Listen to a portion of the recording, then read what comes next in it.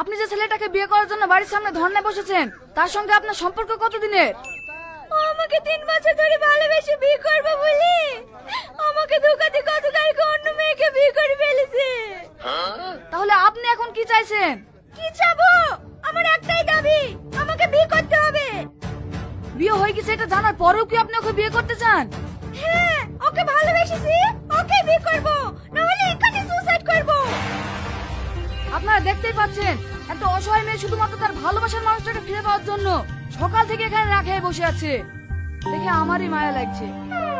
Cameraman Suman, তুমি মেয়েটাকে 10 টাকা ঝালমুড়ি লেসি দাও তো। দিকে দিকে সাইড দেন, সাইড দেন, সাইড দেন। তোমার কোনো চিন্তা নাই মা, আমরা চলে এসছি। তোমাকে ন্যায় পিছে পাই দেওয়ার দায়িত্ব এখন আমাদের। এই ছেলেটা কোথায় আছে রে? স্যার বাড়ির ভিতরে। বাইরে তো হাঙ্গামা চলছে, আরো